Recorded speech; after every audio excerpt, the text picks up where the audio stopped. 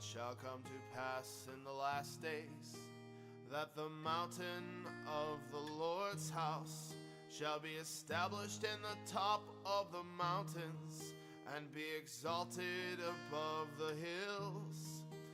And all nations shall flow unto it, and many people shall go and say, Come ye, and let us go up to the mountain of the Lord, to the house of the God of Jacob, and he will teach us of his ways. Hello, good morning. Welcome to Line by Line Bible Studies. It's a very good Friday. And we're going to continue in the book of Proverbs, chapter 12 now. And let's read it. Whoso loveth instruction loveth knowledge, but he that hateth a reproof, but he that hateth reproof is brutish. A good man obtaineth favor of the Lord, but a man of wicked devices will he condemn. A man shall not be established by wickedness, but the root of the righteous shall not be moved. A virtuous woman is a crown to her husband, but she that maketh ashamed is as rottenness in his bones. The thoughts of the righteous are right, but the counsels of the wicked are deceit. The words of the wicked are to lie in wait for blood, but the mouth of the upright shall deliver them. The wicked are overthrown, and are not, but the house of the righteous shall stand. A man shall be commended according to his wisdom, but he that is of a perverse heart shall be despised. He that is despised and hath a servant is better than he that honoureth himself and lacketh bread. A righteous man regardeth the life of his beast, but the tender mercies of the wicked are cruel. And he that tilleth his land shall be satisfied with bread, but he that followeth vain persons is void of understanding. The wicked desireth the net of evil men, but the root of the righteous yieldeth fruit.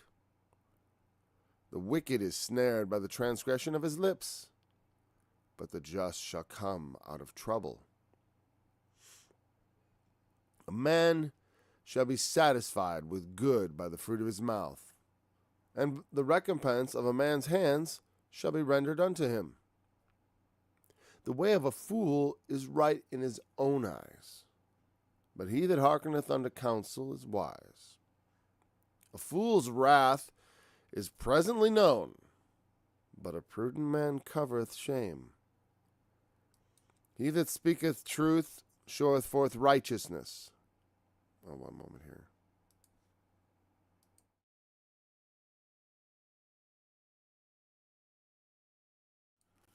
All right. And we were... Here we go. Oh, yeah. Oh, well. He that speaketh truth showeth forth righteousness, but a false witness deceit. There is that speaketh like the piercings of a sword, but the tongue of the wise is health. The lip of truth shall be established forever, but a lying tongue is but for a moment. Deceit is in the heart of them that imagine evil, but to the counselors of peace is joy. There shall no evil happen to the just, but the wicked shall be filled with mischief. Lying lips are abomination to the Lord, but they that deal truly are his delight. A prudent man concealeth knowledge, but the heart of fools proclaimeth foolishness. The hand of the diligent shall bear rule, but the slothful shall be under tribute. Heaviness in the heart of man maketh it stoop, but a good word maketh it glad. The righteous is more excellent than his neighbor, but the way of the wicked seduceth them. The slothful man roasteth not that which he look. The slothful man roasteth not that which he took in hunting, but the substance of a diligent man is precious. In the way of righteousness is life, and in the pathway thereof there is no death. And again, you see, there's no idea of immortality. I mean, it's like, no, the Old Testament, they didn't believe in that. People don't know their Bible, I guess. Even people who are like, oh, because it's just this expert BS that gets passed around. It's like when people say, Jesus talked more about hell than he did about heaven. That's not true. That's not true. Show me the scriptures. I mean, you can just do a cursory look through your Strong's Concordance and see how many times he mentioned heaven in different contexts. A lot. Not that he talked a lot about, like, well, what's it going to be like and all that. He certainly spoke of what it takes to get there, or what it is. It is a place in which righteousness dwells. And Jesus fleshed out the righteousness that we ought to follow. Happy are the poor in spirit, for theirs is the kingdom of heaven. Whoso loveth instruction loveth knowledge. Again, when I talked about poverty of spirit in that study, I've recommended that because people said they got good things out of it. It was like poverty and prosperity, number 29 on the thing. It was like from July 20th, 2017. But it was on my website. But like, you have to be, much like I said, much like Jesus did when we were studying Mark about the new wineskins. And, we need to be able to expand. We need to be able to learn, right? We need to be able to take instruction. If we think we know everything, we will not be able to take instruction. We will not be able to grow. And we all still need instruction because though we are men, maybe, I'm going to be 50 in just another less than a month now, just a couple weeks, right? And from now on, I'll be able to say, I'm 50. Thou art not yet 50 years old, I am.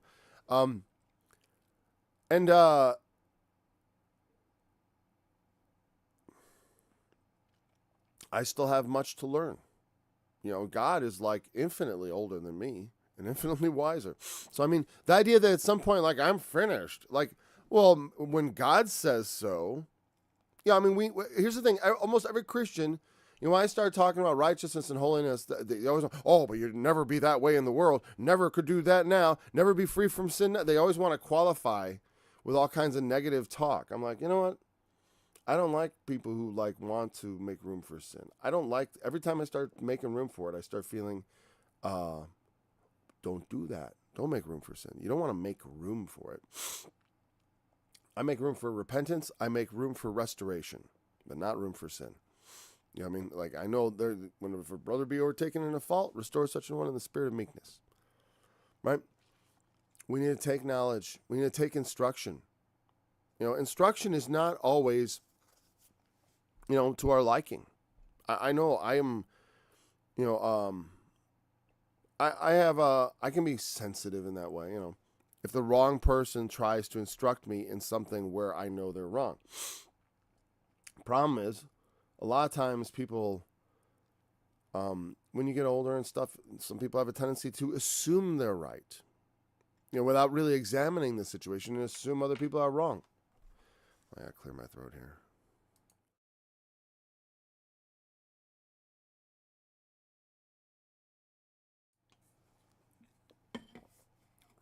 We want to be like a new wineskin, able to expand with God's wisdom, to grow wiser, to gain knowledge. There's still so much more to know.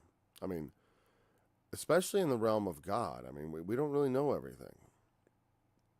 So, we don't, I still encounter situations where I'm not sure, even in a lot of things, even with things like politics, we're so far from these things. How do we really know what's going on?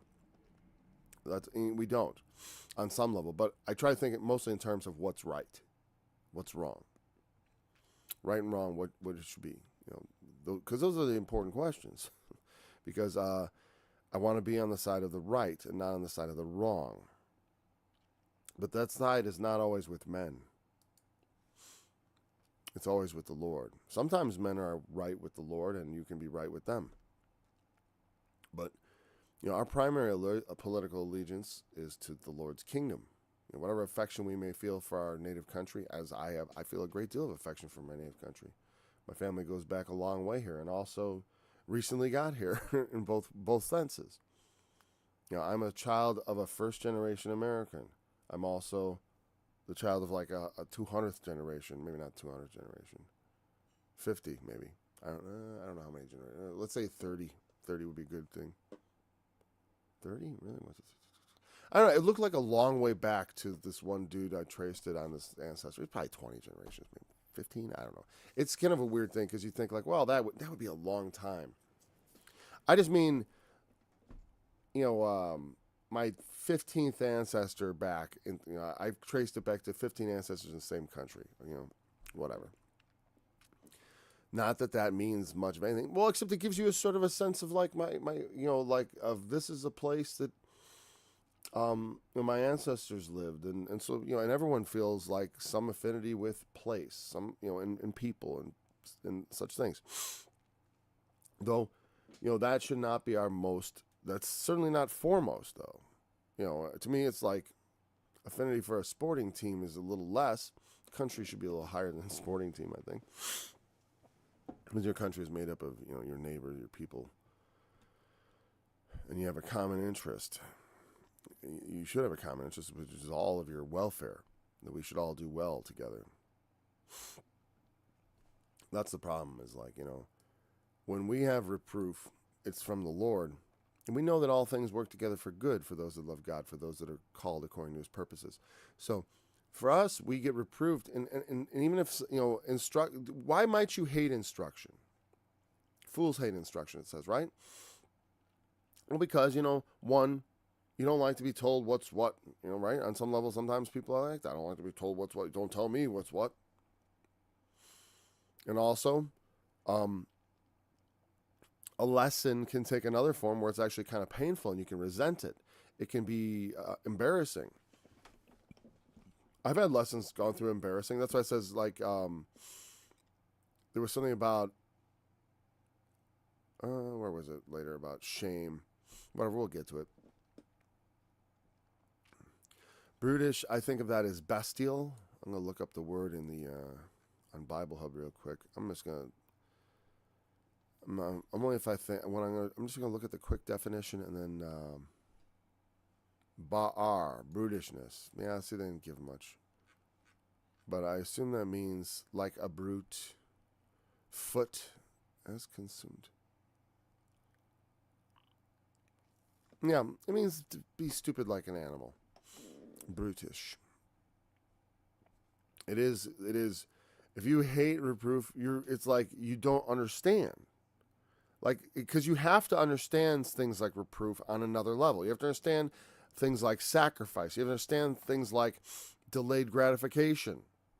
Reproof is a form of delayed gratification. Take this negative, this criticism, this painful experience. Take it, and accept it as it is, and then in the future, that's going to do you good.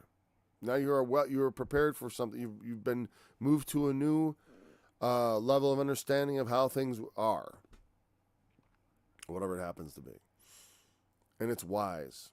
It puts you above the animals. We don't want to be down with the animals, not learning complicated lessons. A good man obtaineth favor of the Lord, but a man of wicked devices will he condemn. A good man, in this sense, is put in opposition to a man of wicked devices. Again, who devises things, plots. Plots take all kinds. We say plots and devices, but it's all kinds of plots and devices. It's like when they, the things they try to make happen. The things you machinate in that Machiavellian way, and like as far as can be part of these devices and such. A man of wicked devices. So, and again, it is a man who's devising ways to profit himself at the expense of others. That's why I would, see that. Not that you can't, look at all profit is made by exchanging value and stuff, and it's not wrong to profit from your labor. You know what I mean? That's not the same thing. The Proverbs give you lots of examples of yes, profit, a wise man tilleth his field and profits thereby. Do your work and you will eat, right? See, and here I would say is a good man obtaineth favor of the Lord. Let's say you got a problem. What do? You go to the Lord. Obtain favor with the Lord. Obtain some favor from him. Obtain grace that you may be able to, but a man of wicked devices, he will condemn. And I was thinking of putting this in opposition, in a sense of instead of going to the Lord, but it says he obtains favor of the Lord and the Lord will condemn. It almost sounds like a judgment thing, though. But in any case, I thought of it in that also as that juxtaposition of that the wicked resort to their devices as opposed to going to the Lord. But I don't really think that's what it's saying. But I see that there. A man shall not be established by wickedness, but the root of the righteous shall not be moved. The root is a similar type of symbol as a foundation, right? Our foundation is Christ. Our root is Christ. We are rooted in Christ Jesus, right? We want to have depth of root, like in the parable of the sower. And of course, in a sense, the root itself, Christ, the branch beareth thee. He is the root. He is the root and offspring of David, as it says. I am the root and offspring of David, the bright and morning star, Revelation 22, right? And that's why ultimately that this becomes true. It's true as true could be. Like in the is it true kind of sense. It's not just true metaphorically, not just true poetically, or in some way. What was the word I liked? It's not idiomatically. That's not the word I want. Figuratively, not just figuratively. No. But the root of the righteous shall not be. Ultimately, we will never to not be moved. What happens to roots that are moved? They're rooted out, right? Every plant that my heavenly Father hath not planted shall be plucked out by the roots.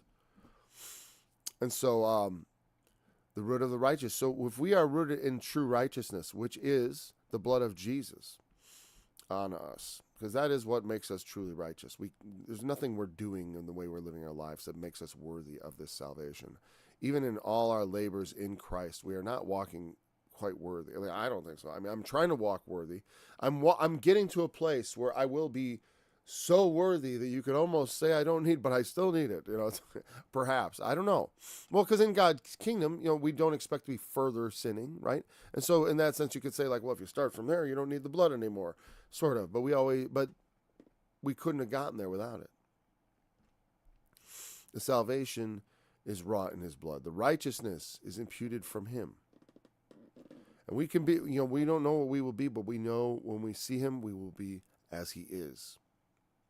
And part of that is expressed in the idea of without sin. Obviously, like I said, in this world, human beings find it quite impossible to be perfectly righteous, as holy as God is holy. Be holy for I am holy.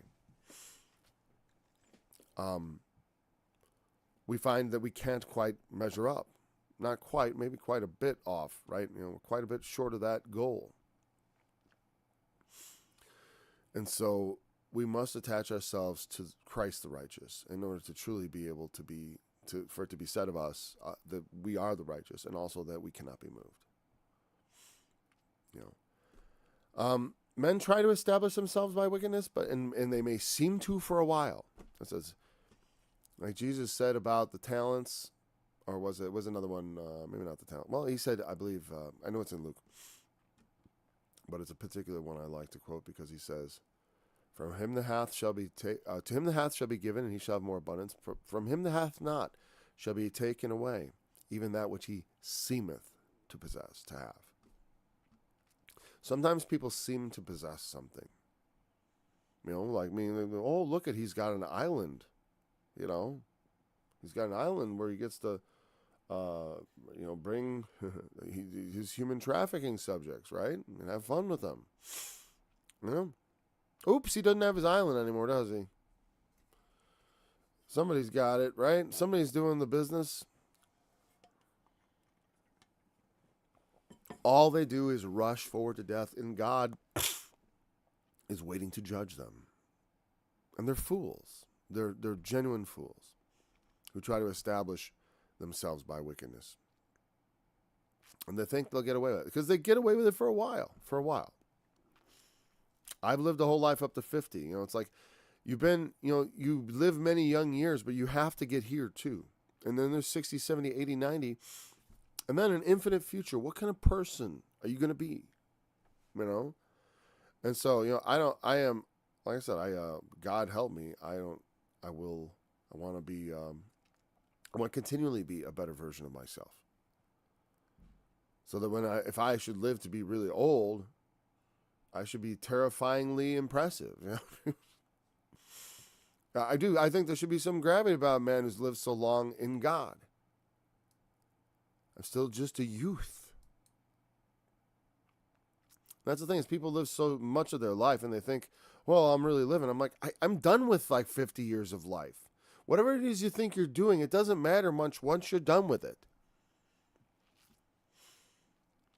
It's the things you still possess and they go on forever with you that really matter.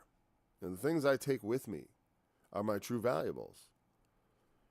And I just keep getting richer and richer. Because I haven't tried to establish myself by wickedness.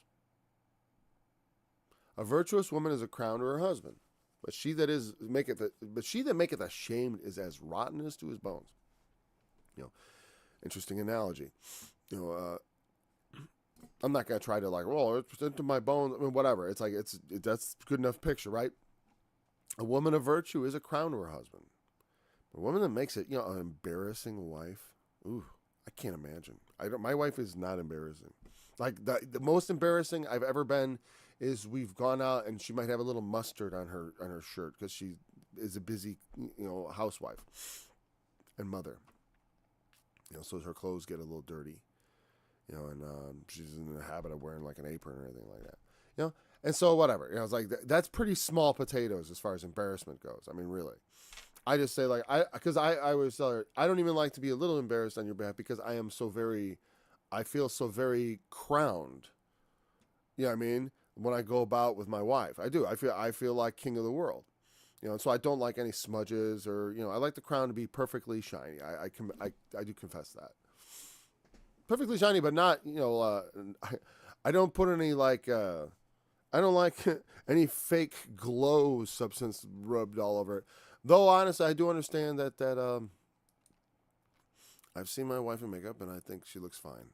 But I prefer her not to distract people and to just be my crown. And that's all that matters to me. It's not about attracting attention. It's about someone who maketh not ashamed. It's like that's all to me. It's like I want someone I walk about with, and I'm not embarrassed to be with them. That was one of the ways I looked at her when I was young. I was like, would I be embarrassed to be seen in public with this person? Because that's the way I think. And I was thinking outwardly, to tell you the truth, but inwardly, it's even more important. Like a woman that lacks this, my wife's mostly discreet. I just think about it. Yeah, she's discreet, virtuous for sure, though. As far as like a virtue seeker, not a signaler of virtues, but one who actually lives them. And so I can testify that is true. A virtuous woman is indeed a crown, and I've always been like, I was like, here's my wife. Not like she's like some sort of, it's not about because she's so beautiful or whatever, though she's beautiful to me. It's because she's a woman of gravity who's raised her children with gravity and virtue, and she has a very, in many ways, very impeccably virtuous, in my mind. It's like the differences we've had. It's like, so, whatever. It's really not worth mentioning. And I said, a man has to take charge. I never object. I always object to guys who say like, well, she needs to submit herself to me. It's like, I don't have to order that. Sometimes you need to remind them, okay, granted. But in a sense of like, I don't think it's first I tell you, you do it. And then it's like I try to inspire submission by being the man who needs to be obeyed. By being the man who needs to be obeyed, and also like I was listening to this one guy who's a rabbi talk about husbands and wives and who makes the decisions. I was like, I don't want to make the decisions. That makes it sound like I make all the decisions. Like one person makes all. It's like I delegate a ton of decisions to her, as far as like that's your responsibility, and a bunch of stuff lays on me. But where if it was some issue where we had a major disagreement about it, in the end, I have to assert myself and put my foot down. And she should submit to that. And she always does, as far as I'm concerned. Is like, I don't have a defiant woman. But that is, the delegation, the splitting up the decisions, you don't have to like decide everything. To me, that would be a nightmare, having to like have them come to me for every decision. What should we have for dinner tonight, Paul? I don't want to think about that. I usually like to ask you what we're having for dinner, right? I like you to plan. I want you to make that decision. What do you want from the grocery store? I don't want to make up the list and tell you what to buy. I mean, a lot of these things people don't think about. But yeah, of course, you don't want to make all the decisions. It's just, and it doesn't have to be even something you talk about. As far as like, you have to like constantly say, now remember, if it ever comes down to it, I'm the one who it's like, you don't think that's going to be a tough pill to swallow when you disagree so strongly that you've got to put your foot down and she has to eat it. So I try to be merciful about that for sure, because it's like one person has to kind of eat it and just take it, because someone's got to, like I said, women don't marry down generally. You almost never do that, so you kind of have no excuse, except that you made a mistake, in which case you still have no excuse. It's like, well, no, wait, I made a mistake. What are you talking about? That's your decision there. It's not a mistake. That is your worthy, that's your worthy companion. No. We can all imagine ways in which our spouses would be more perfect. I imagine ways in which I could be more perfect. I know ways in which I don't have to imagine. Right? Let's go on. Wait a second. But she that maketh ashamed. Yeah. I don't know what to say about that, man. I can't imagine. I've seen embarrassing women, and they're usually single. All right?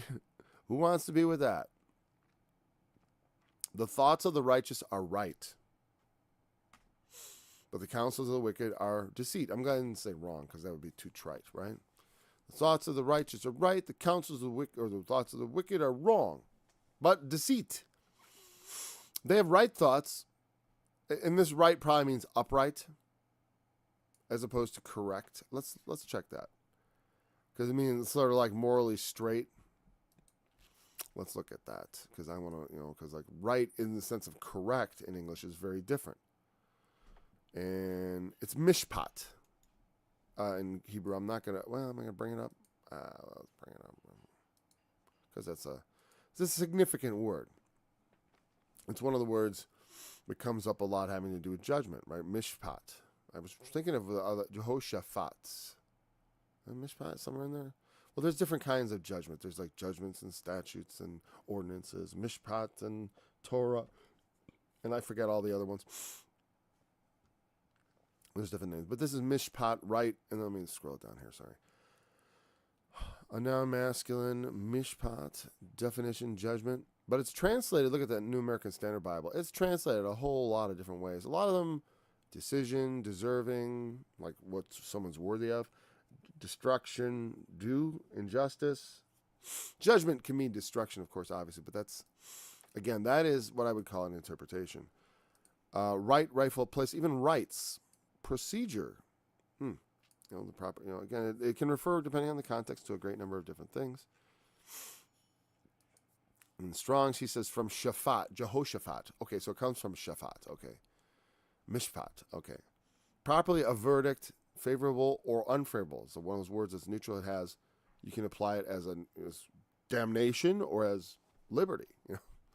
A verdict pronounced judicially, especially a sentence or formal decree. Divine law, individual or collective, including the act, the place, the suit, the crime, and the penalty. Abstractly, justice, including participants' right or privilege. So, again, in this context, what do we think? The thoughts of the righteous are, judgment, in that positive sense, right? What would the word be like? Verdict, sentence, formal decree. I'm going to go back. Right seems like such a, that doesn't seem to cover it. Well, I want to go back and see what is the best way to translate this here, because the English word right is definitely not a good choice, right? Because one, it gets correct. And that's, that's a little more, maybe I would say rather judgment, just translate it judgment. Their thoughts are judgment. They're using judgment in their thoughts. Like they're judging. And I want to go back to shafat, because I think that meant the root idea of judgment. Let's look at that a little bit. Shafat, I'm going to go down to Strong. See, there's a lot on the left there. That's the lexicon, the Brown Driver Briggs. See, this is what I love about Bible Hub is they combine Strong's Concordance and an interlinear Bible, basically an interlinear King James Bible, or any Bible you want. All these different Bibles, although at least the public domain ones, right? And then on the left side, they have from the NES Concordance and the Strong's Concordance, and then they have the Brown Driver Briggs. It's like a stack of books like this high. No, like this high, actually. Well, maybe even higher. It's a big stack of books that we would have to get to this. I used to do this same kind of studying, but I had like 4 or 5 books in front of me. There'd be like the Englishman's Concordance, the Green's Interlinear, the Brown Driver Briggs, which I didn't really like to use much because it's kind of like, it's definitely, if you understand how it works, I wish I'd studied a little more so I can understand it better. I could definitely like up the level of the study. But anyways, the primitive verb is to judge or pronounce sentence for or against, by implication to vindicate or punish. So I was wondering if it would have an idea of judgment from some sort of more abstract thing, but apparently not.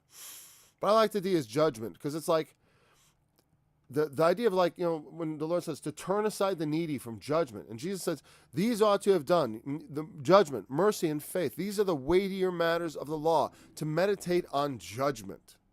Meaning good, whether favorable or unfavorable, but what is separating the clean from the unclean?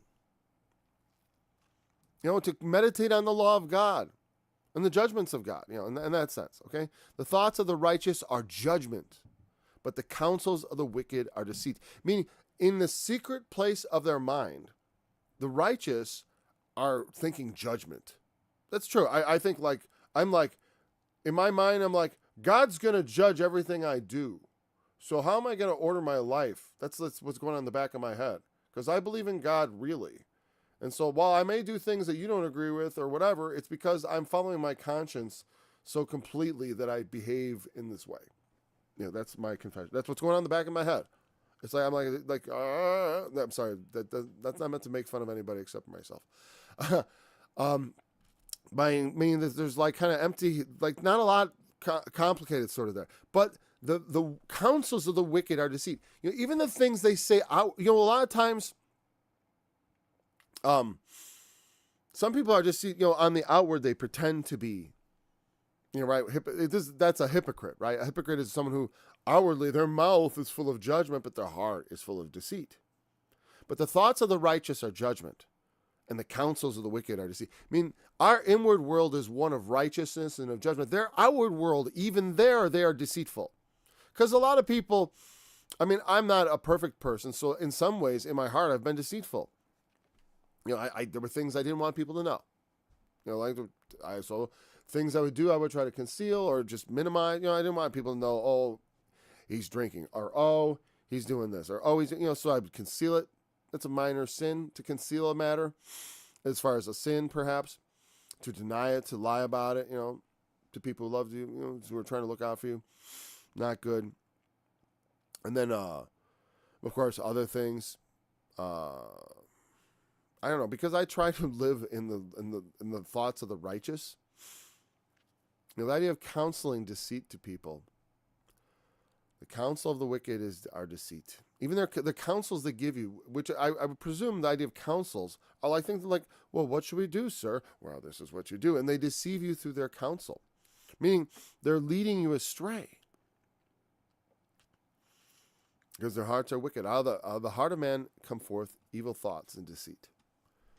The words of the wicked are to lie in wait for blood, but the mouth of the upright shall deliver them. Well, deliver who? Well, it might mean you, but also may mean the innocent.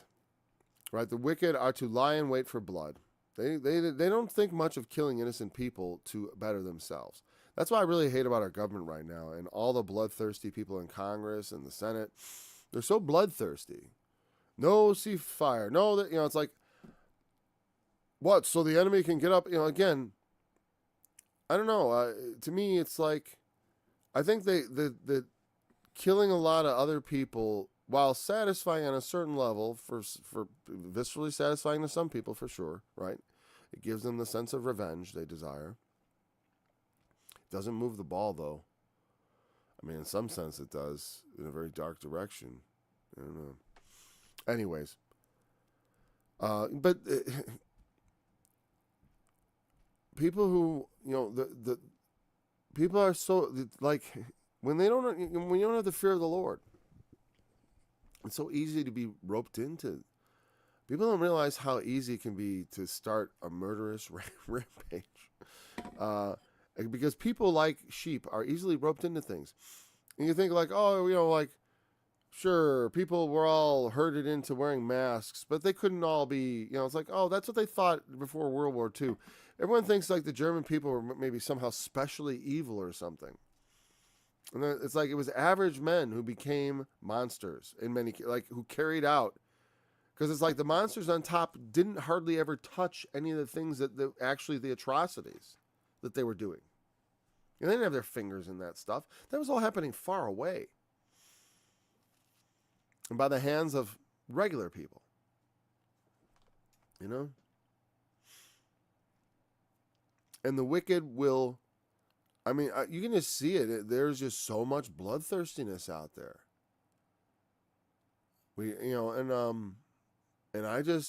I'm horrified by it, honestly. I guess there will be blood. I think we're fools rushing to our destruction. I don't know. Maybe it's the end, It's like, okay. In some sense, if that's it, honestly, I get to the point where, like, part of me, like I said, I want to go on and live to ripe old age and stuff. And it's like, but, if it's the end is coming soon, then so be it on a certain level. It's like, okay, let's get it over with. It's like, okay, we got to go. This is the end. Whatever. Then that's what it is. I still don't see the signs of that precisely. It's like we got more wars and rumors of wars and earthquakes in diverse places, and men's hearts aren't failing them for fear quite yet. Seeing the waves roaring, not exactly. A bit, right? A bit, but not more than normal.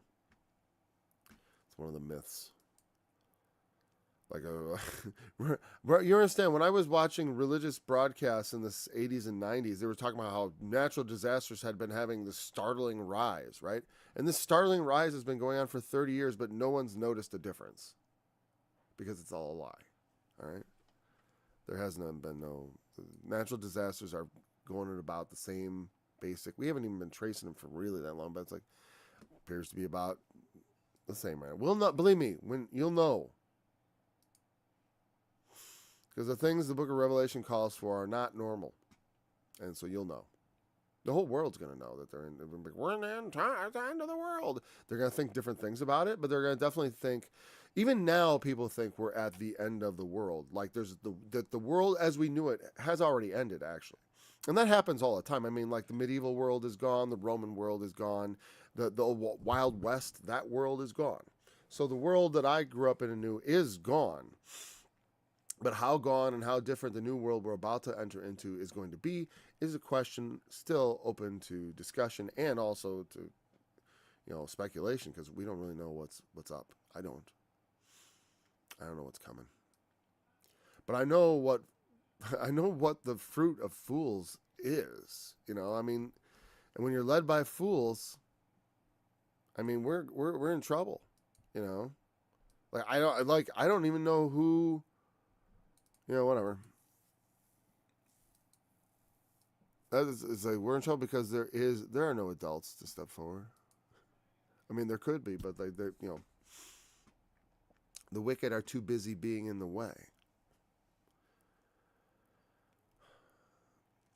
The words of the wicked, the mouth of the upright shall deliver them. I think that means deliver the innocent. I don't like that. The mouth of the upright speaks against oppression. All the prophets did. Like I said, I get people who tell me Israel is only defending themselves. Only defending themselves. This is what only defending yourself looks like. Wow.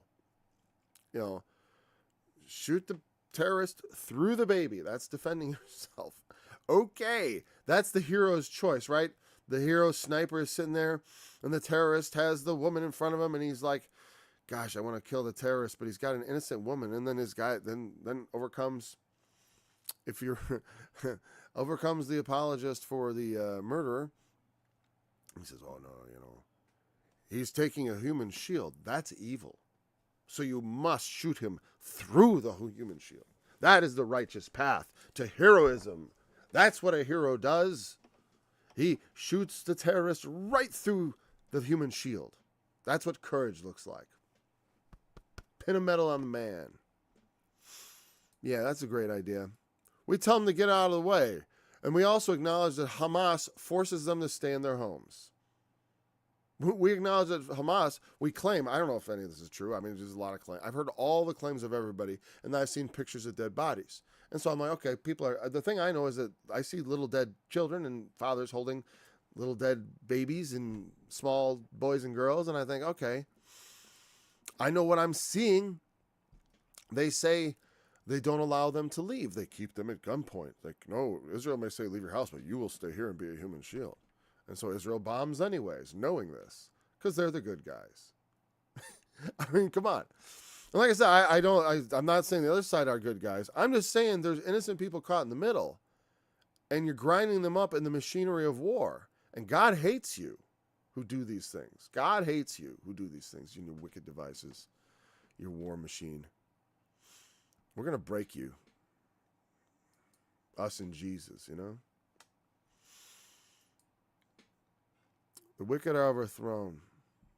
That's what we're here to do. The Lord has come to send fire, and I'm here to kindle it.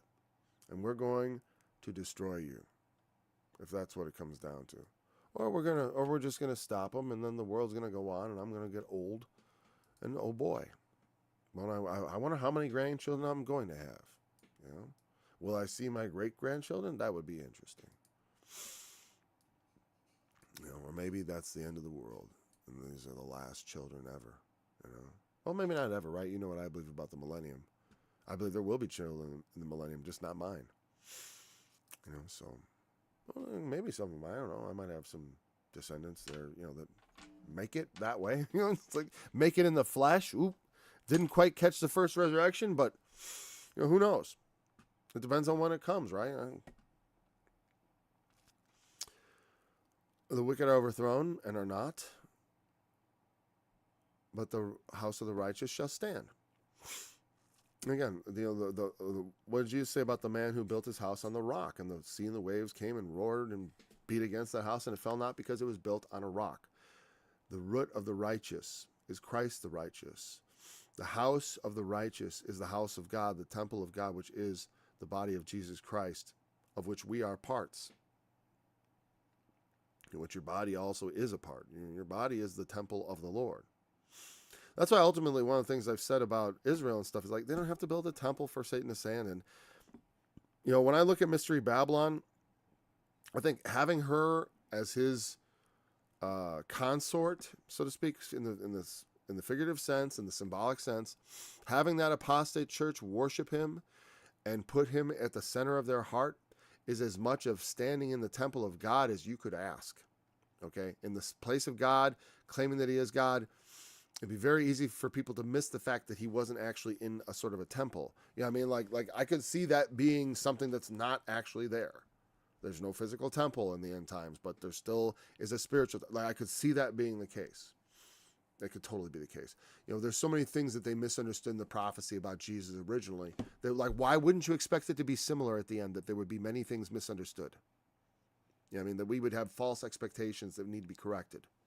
That's why I'm always very cautious about all of that, because it's very much speculative on a certain level, because we do not know what everything that he said meant. A man shall be commended, house of the righteous shall stand. The wicked are overthrown or not. You know, that's ultimate.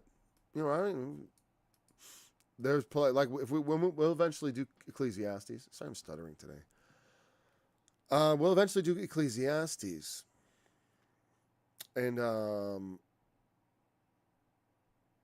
we will see how that, you know, sometimes the wicked prosper, and it's sort of like, you know, what's going on here? We've seen it in Psalms too, where he's like, I almost fell there because I thought I considered the wicked, and I was like, well, wait a second, why not just go that way? Because it doesn't seem to make a difference. And because if you look at it from an earthly perspective, you could say like, well, I don't know. Sometimes the wicked live to a ripe old age. You know, they enjoy all the proceeds of their wickedness. And how's that fair? Because none of us lives much longer than 100. Seen a wicked man live to 100 as much as a righteous. I mean, you know what I mean? Like, but in the end, they all die. And in the end, if you go into the house of God, you know, in the spirit, I mean, and encounter the Lord, you understand. They got away with nothing. They just sealed their fate perfectly. They sealed their damnation perfectly. Because they had all that time to repent, all that ease, all that time to reflect. And they got into the old age and they still stubbornly held on to their wickedness. They are the most doomed of doomed. Yeah, I mean, it was never repented in 90 years. I mean, you know, could someone be more worthy of damnation? I mean, other than like some guy like is 20 years old, he's just got done whoring around. Now he's riding a motorcycle and he careens off the road and he's dead. Oh, you know, that's more like what you expect for the wicked, right? A short, quick end. From the Lord's perspective, all of our ends are short and quick. He's like, what are you talking about? All you sinners die about the same time, which is just briefly after you come into the world. You come into the world and like a puff of smoke, your life is there and gone. From God's perspective, you're nothing. And the differences between our lives, as far as we think and our envy, is a joke to him. It's a joke. Your little petty envies of, oh, he had a few more years than me. I have all eternity in my palm to give to those who will obey me. And your petty jealousy it is pathetic. This man has more than me. A man shall be commended according to his wisdom. Because wisdom is a non-perverse heart, a heart that's crooked from the right ways. It's not necessarily, it could be perversion in the sexual sense, obviously. I mean, a man that is sexually perverted, and I'm not saying I haven't been so, but fortunately not so perverse as to involve lots of people in my escapades or whatever. This is also something that, you know, we need to turn away from. But also this perverted, like like I said, someone told me today or yesterday, they're like, Israel is only defeated. Like they said, you're on the wrong side of things, and which offends me because I don't consider myself on the side of either Hamas or the Palestinians or the Israelis or the Jews. I'm on the Lord's side, and whoever wants to come over to that side is welcome to. But according to their lack of, but of all those groups I mentioned, there are some more and less innocent, let's say. You know what I mean? And I see innocent Israelis and innocent Palestinians and who are all equally innocent. You know what I mean? The innocent people on one side are not less innocent than the people on the other. And that's something people don't talk about. Because I understand, like, you can say Hamas, well, they walk right up to people and kill them to their face. That takes a lot of hatred and rage, and you can understand why they feel that way. But still, it's totally wrong and evil and wicked to do those kind of things. And the Israelis, I got to tell you what, it's a lot easier. If I knew that just clicking on this mouse button, I'd launch a missile that would hit a building that, we told people to get out of, but there might be people there. I was like, I can put that out of my mind and pretend it doesn't matter a lot more easily than if I'm in your face trying to like put a knife into you. Obviously, it takes a different sort of wickedness, a different depth of wickedness to do it right to someone's face. But also there's a certain sort of like, like I said, on some level, when someone just comes out and expresses themselves in such an honest way, there's a certain admiration for it. Like I said, it's like a lot of times didn't do wickedly, not because I was righteous, but because I feared.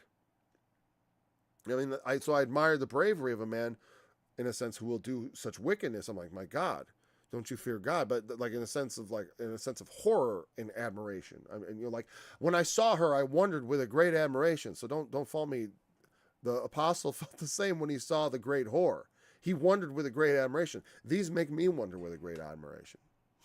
Those who say, like who would say that, like, oh, well, if an evil person takes a hostage, that means they're evil, and therefore you can morally kill all the hostages just to get to that evil person. They're so evil that it justifies all that extra killing. They don't say it exactly like that, but that's what they say.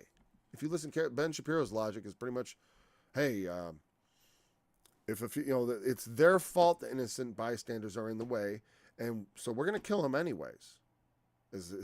Which is an unhinged, insane, and not moral. It's a very immoral, wicked point of view to just slay the wicked, with the innocent with the wicked. You don't do that. Even God called Lot out of Sodom. He didn't spare Sodom because there was no one innocent, but he called Lot out. He saved just Lot. I mean, there weren't 10 righteous men. He was looking for 10 righteous men. He found only righteous Lot.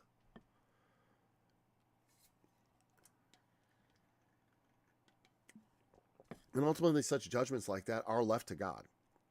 Sometimes blood must pay for blood. And that needs to be left up to God.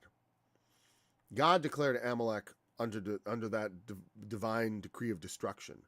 It's like, to take that and apply it to somebody else. There were many other nations around Israel that God specifically told them, you will not oppress Ammon. You will not oppress Moab. You will not oppress your brother Edom.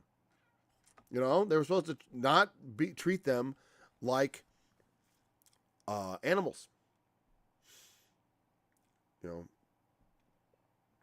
And I don't know that the Palestinians are descended from any of those people. They're probably descended from the Arabs, which is Ishmael, again, another group of people that I would be hard pressed. You think that there's some sort of ban on Ishmael? You think that God commanded them to wipe out some portion of those people, the innocent of them? Like I said, it's such a complicated situation over there, and like you get into it at Act 3, and like I said, I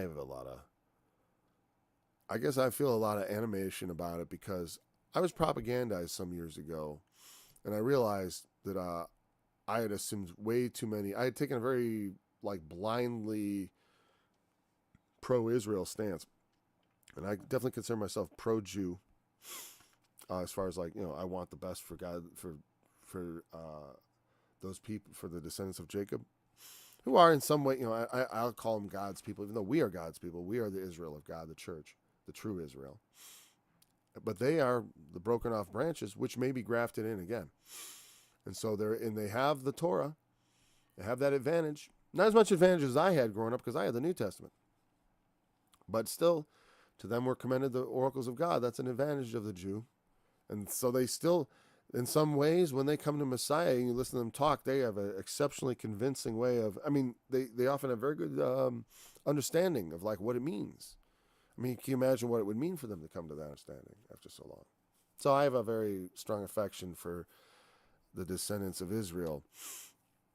But it doesn't extend to allowing them to do things, that are actually harmful to themselves. Because I think if they do too much murder there, they will bring the wrath of all the Arab world down on them and endanger their nation themselves. And is that some sort of end-timey type thing? I don't know. Some people almost seem like they want this. It certainly isn't Armageddon, but it's got, I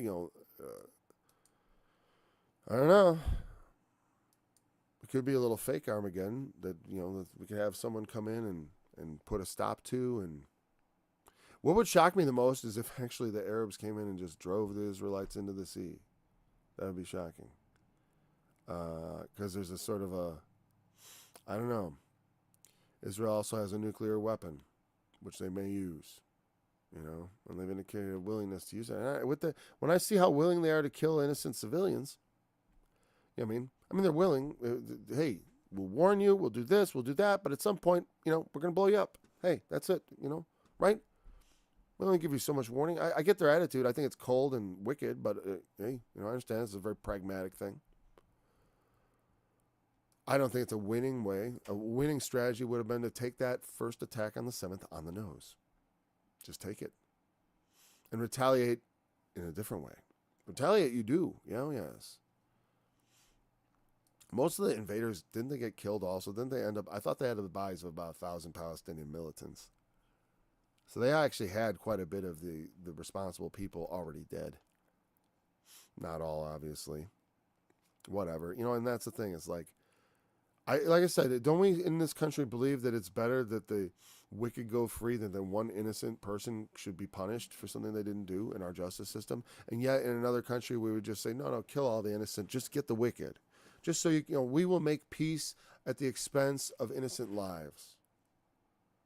I can't, if you think you can build a house out of that kind of wickedness, if someone thinks that works somehow in the eyes of God, explain it to me. Explain that to me, how that works in his sight. You can't build a house by wickedness. Like I said, they returned to the land, but they did not return to God. I saw the Orthodox rabbi said, look, here's the founding of Israel. None of them have their heads covered. I'm not doing his accent right. He said in a very Jewish accent, said, Eastern European, none with their heads covered. This is terrible. He didn't have that accent in either. But I just liked that he was like, I was like, wow, he's genuinely offended at this. I'm like, this is a perspective I didn't know existed. And not that I entirely agree with him. I'm just sort of like, interesting. But they're opposed to the bloodshed. And I think that's right. I said, I feel all right, whatever. A man shall be commended according to his wisdom. If your wisdom, the more wise you are, the more people will commend you. And people see, how you do well. I get a lot. People regard me as someone who's knowledgeable about raising kids. Like people who are acquainted with me know that I know how to raise kids because they've met my kids and like, wow, his kids are they're good. They're likable people. They know how to behave themselves. They're not that they're like wonderful, but the point is like they're innocuous to start with. Because some people are just obnoxious, and kids sometimes are obnoxious. When you meet a bunch of polite kids that can carry on a conversation with adults and behave themselves and don't, aren't, whatever. The point is people just notice the difference. And then I reap the benefit on some level. And they reap the benefit by being, like it says, the sons of, there's scriptures about that, right? When you raise your kids right, it has a reflection on you. And when you use wisdom, I use that as an example of a way I've used wisdom. Because I've tried to raise my children wisely. With prudence. I didn't just, spare the rod and spoil the child. Mindless discipline. I say, because I remember I saw when I was a teenager, there was like some 60 Minutes or 2020 type special, and it was like spanking. And there was this family, and this guy and his wife were just slapping the stuffing out of these kids constantly for every little thing. Every little thing. Like, don't do that. Whack. Don't do that. Whack. No, like this. Whack. Wash your hands. Whack. And it was just like, are you insane? Your children will rightly hate you. You're absolutely, I'm glad God isn't that way with me. Holy moly. And I'm glad my parents weren't like that with me. That's not spanking. That's not discipline. That's just tyranny. And I said, don't expect your children to be more holy than you were growing up. I mean, come on. You can try to do better for them that they end up rightly, but don't like lay a standard on them, meaning of like, no, I do lay a standard on, like I told, like my children, I expect them to not have sexual relations and be fornicators, you know. They can find a wife or a husband and then make a family. You know, so I do lay that sort of thing on them, of course. And that's one of the important things. And I think also people will recognize the wisdom of that. I don't allow certain things, but I allow many others. Like I said, I don't have too many rules, but I have the big important ones. Like, yeah, you won't be a fornicator. You will not have a boyfriend, girlfriend. So if I hear anything like it, I'll be pulling you out of there before you can say Jack Robinson or Jack Rabbit or whatever. Jack be nimble. He that is despised and we're over time. That's all right. Well, he's a perverse heart should be despised.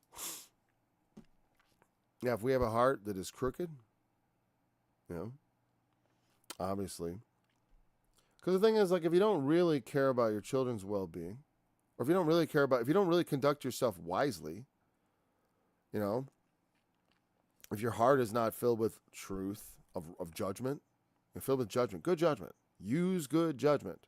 Judge righteous judgment. You know, everyone gets caught up in judge not. No. Judge. Judge for yourself. Judge.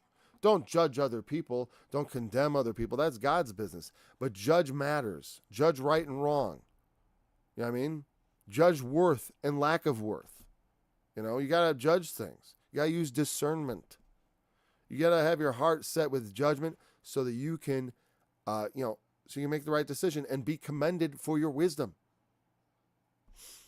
I'm going to go on a little bit. I've been over all week because I just don't feel like stopping just yet. We'll stop soon. He that is despised and hath a servant is better than he that honoreth himself and lacketh bread. Actually, that one's so complicated to me. I mean, it's not that complicated. Well, it sets me thinking, and I want to unravel it. I think we're at an hour. It was kind of sketchy for me even to start when I did, so we're going to finish. We'll pick it up with verse 9 on Monday, because it seems like definitely, it seems obvious, like kind of what it means, but also it makes my eyes hurt a little. But it's because I'm just like, just the part about being despised and having a servant. I have to think about that, right? I mean, I see it, I get it, it's better, but I'm like, why? And so there'll be plenty there to start on next week. Until then, thanks for joining me. I look forward to being back again next week. And remember that the testimony of Jesus, that is the spirit of prophecy. Come ye, and let us go up to the mountain of the Lord, to the house of the God of Jacob. And he will teach us of his ways, and we will walk in his paths. For out of Zion shall go forth the law and the word of the Lord from Jerusalem. And he shall judge among the nations, and shall rebuke many people, and they shall be. And it shall come to pass in the last days that the mountain of the Lord's house shall be established in the top